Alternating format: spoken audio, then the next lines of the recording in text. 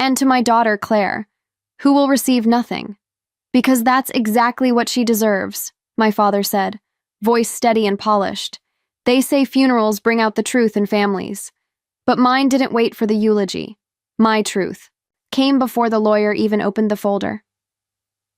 I was seated at the far end of the Ashford Estate's great room, too far from the fireplace to feel its warmth, but close enough to hear every breath in the silence. Crystal glasses clinked, cousins whispered. Someone cleared their throat. The tension crackled harder than the fire behind me. Then my father stood, Charles Ashford. Silver hair perfectly styled, navy suit tailored like armor. The room hushed, expectant. Everyone assumed he would make a short speech before the lawyer began. A moment of respect, perhaps, gratitude, closure. Instead, he lifted his glass with the kind of smile that didn't reach his eyes, a cold toast. To my son Logan, he said, voice steady and polished, who will lead the next chapter of our legacy, and to my daughter Claire. He turned slightly in my direction, but didn't meet my eyes. Who will receive nothing. Because that's exactly what she deserves. It landed like a punch across the face. Sharp, final, public. Gasps echoed. My Aunt Evelyn dropped her champagne. Someone muttered, Jesus Christ. Even the housekeeper froze in place. But me? I didn't blink. I sat with my back straight, one hand folded in the other. My heart was loud in my ears, but my face? Calm, composed. The smile on my lips wasn't for show. It was armor, because I already knew. I'd known long before he made it official, that this wasn't just a man cutting his daughter out of a will. It was a performance, a final power move.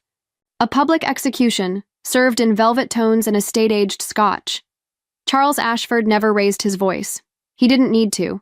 Humiliation was his art form. And today, I was his canvas.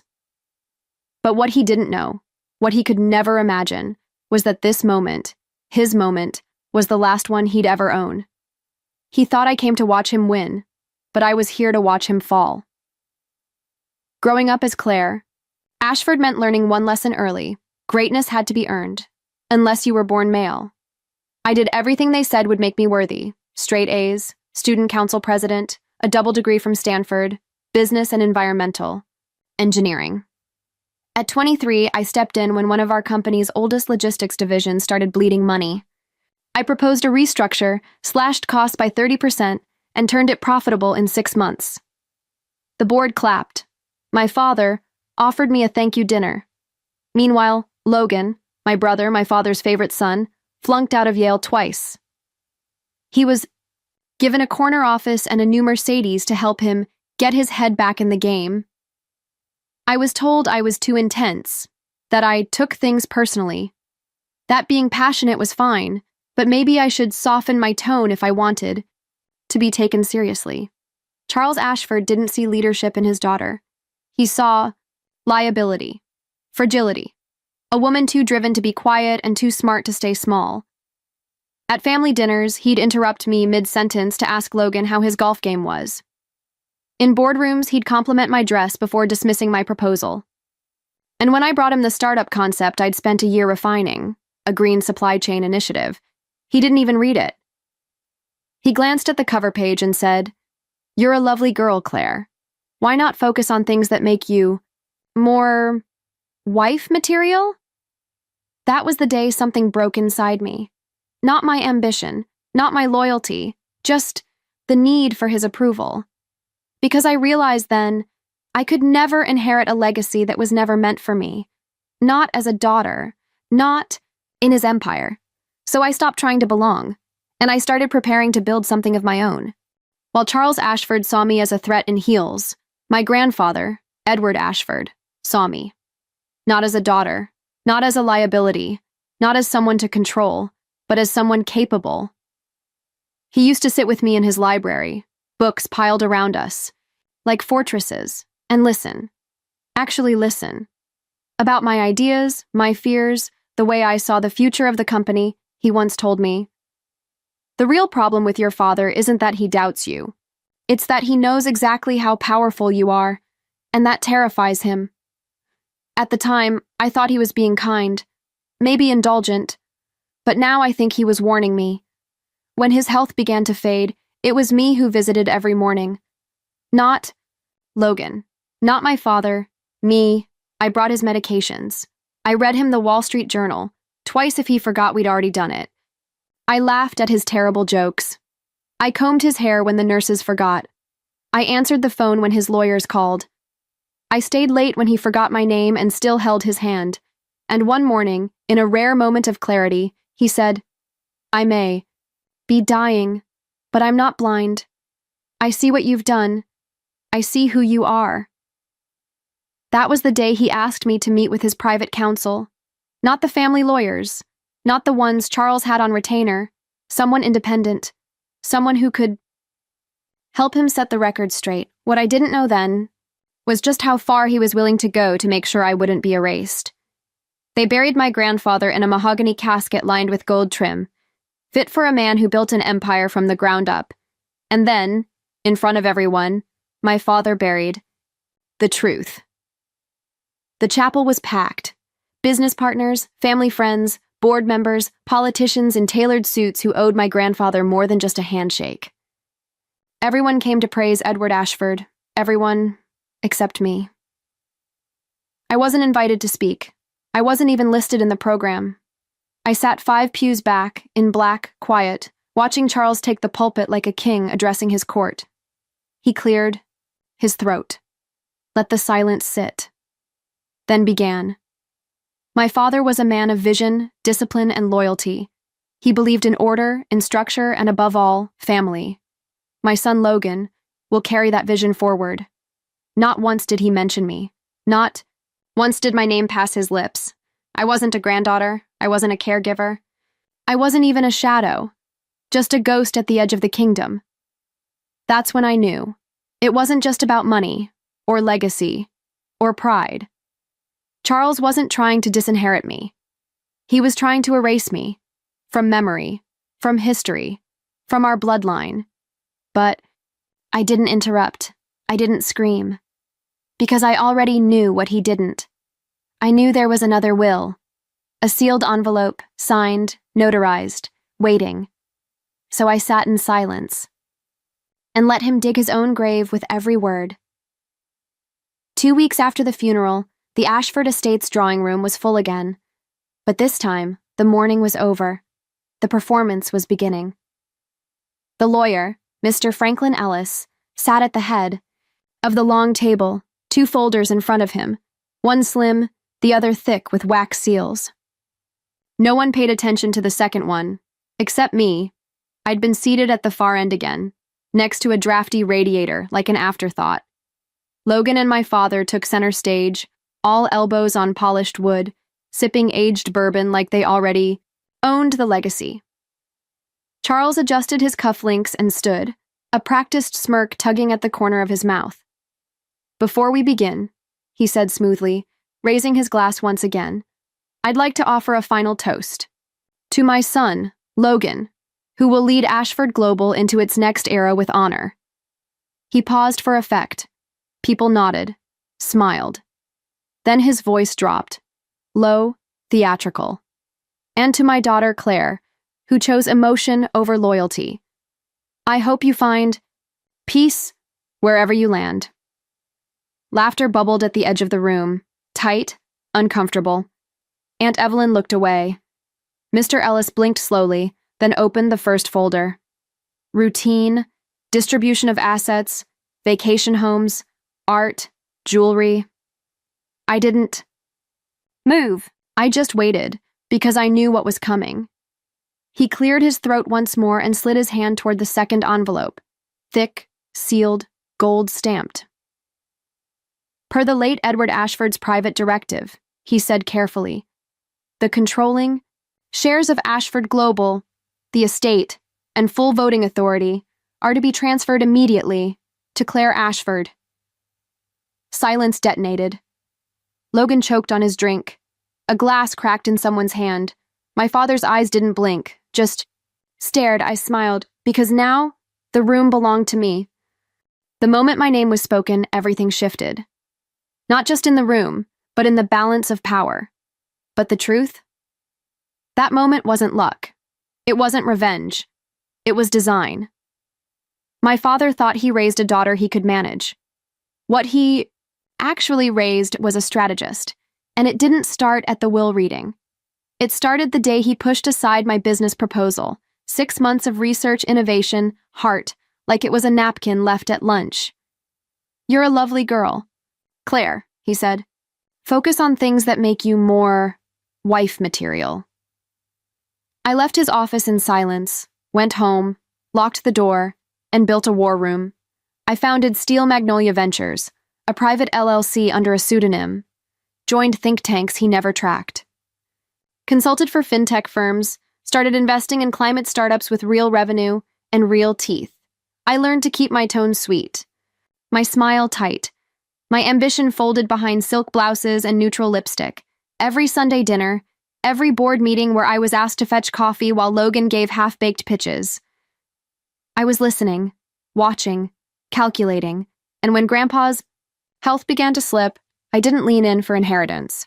I leaned in because he mattered, because dignity matters, because I wanted to protect what was left of the man who once told me, "Control doesn't make you powerful, Claire, but clarity does." So when I saw the corners Charles was cutting, the way he rushed medical documents, manipulated staff, pushed for power of attorney, I acted.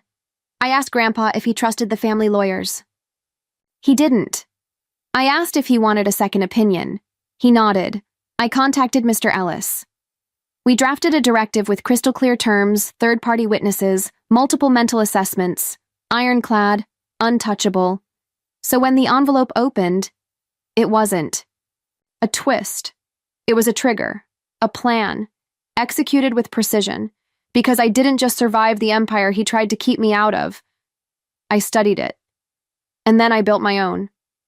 At first, my father said nothing, just sat there, stunned, glass frozen midair, lips parted in disbelief.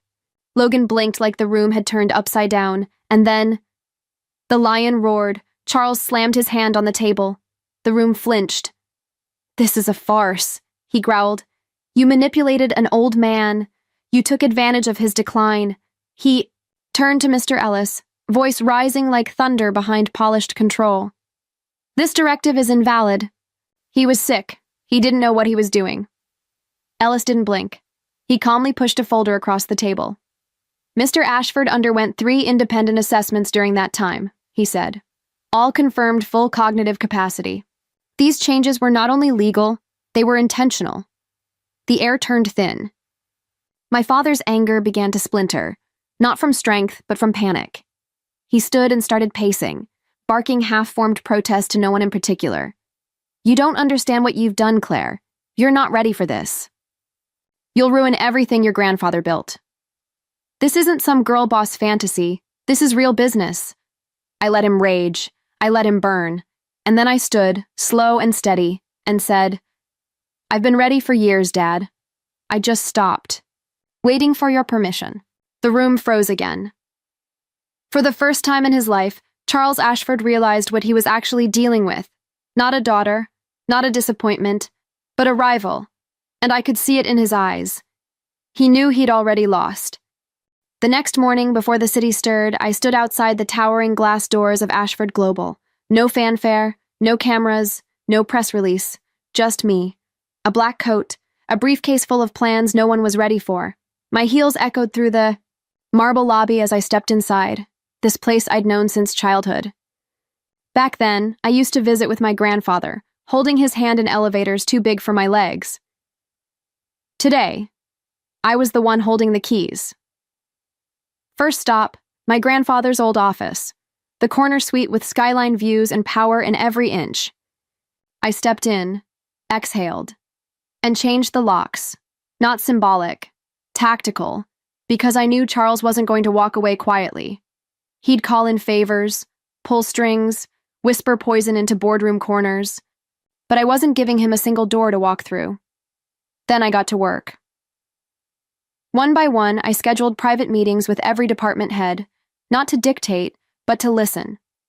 I asked about morale, burnout, long-term vision, the culture behind. The numbers, the things my father never cared to ask, and I left a paper trail. Every meeting, every improvement, every signature. Let him say I'm inexperienced, I thought. Let him try to discredit me. I'll have receipts. Because this wasn't about holding power. It was about transforming it. He ran this company, through fear, silence, and loyalty bought with perks. But I wasn't here to keep his empire intact. I was here to rebuild it into something better. Cleaner, smarter, stronger. And the only way to do that? Walk into the lion's den and remind the pride who really leads. He walked in like he still owned the place. Charles Ashford, navy blazer. Gold buttons polished, smile rehearsed. Logan flanked him, smug as ever, gripping a manila folder like it held the future. Maybe it did, but not the one they expected.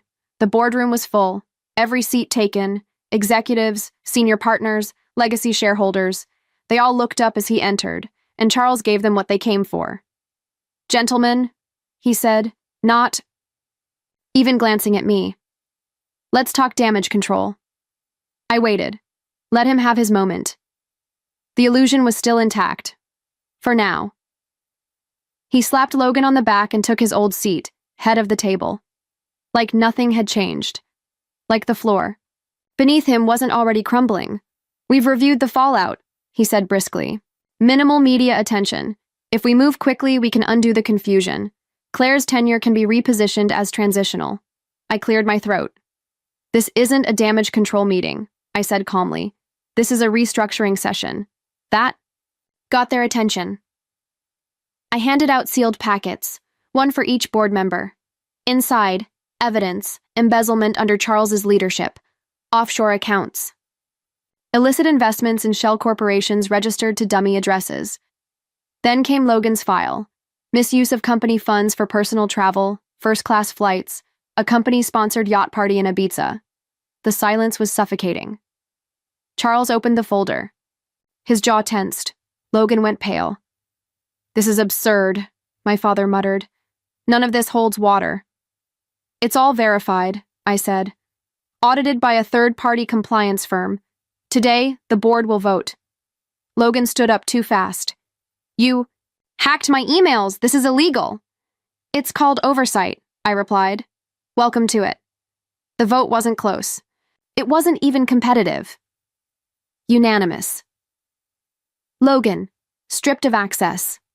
Charles, barred from all company dealings, effective immediately. Their keycards were deactivated before the meeting ended. I escorted them to the elevator myself, and as the doors began to close, Charles turned, voice low and bitter. "You think this is over?"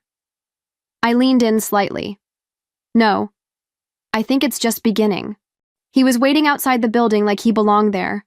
No driver, no entourage, no signature cufflinks or power walk swagger. Just Charles Ashford, shoulders hunched in a wrinkled overcoat, staring up at a company that no longer answered. To him, I almost didn't stop. But right before the glass door slid shut behind me, I turned. He looked smaller, like the air had gone out of him, like the building he once ruled had shrunk him down to human size. "Morning, Dad," I said. "You know what they say. Pride comes before the fall." He didn't respond. He didn't need to, because this wasn't about revenge anymore. That part was already done. This was about gravity. For decades, he built his legacy on fear, on silence, control, polished lies in polished suits. He made sure his voice was the only one that echoed in boardrooms, in family dinners, in my own head. But now? His voice had no weight. His name didn't open doors. His empire still stood, but it no longer stood for him. And I didn't have to gloat. I didn't have to say, "I told you so." Because the look in his eyes said it all. He finally saw what I had become. Not a disappointment, not a soft-hearted liability, but the woman who took everything he denied her and built something stronger, something that didn't need his approval to matter. As I turned and walked through the doors, past the receptionist who now greeted me as Ms. Ashford, I realized he never saw the fall coming, because he never looked up from his own throne long enough to notice someone was quietly climbing higher. I didn't celebrate. No champagne, no press photos, no victory speech on the top floor, Because this wasn't a conquest, this was a correction. In the days that followed, I worked, harder than ever. I rewrote department structures. I launched a zero-tolerance policy for fraud, nepotism, and bullying. I sat with people who'd never been asked for input and listened. Really listened. I replaced whisper networks with transparency initiatives, created mentorship programs for women who'd been passed over, extended maternity leave, brought in new blood, diverse, driven, unseen talent. Because this empire wasn't just mine to hold, it was mine to heal. The media called it a power play. Daughter dethrones CEO, father in corporate coup. But they didn't understand. It wasn't about revenge, it was about removal, of rot, of fear, of the myth that leadership has to look like Charles Ashford. One night, I came home late, still in heels, still clutching my phone, and peeked into my son's room. He was already tucked in, blanket half kicked off like always. He looked up, half asleep. "Mommy," he mumbled, "why was Grandpa so mad today?" I paused, smiled. "Because," I said gently, brushing the hair from his forehead. "He forgot that girls can be in charge too." He nodded, already drifting. A new truth settling into his small, safe world. And in that moment, I realized something. Charles thought the inheritance was the company.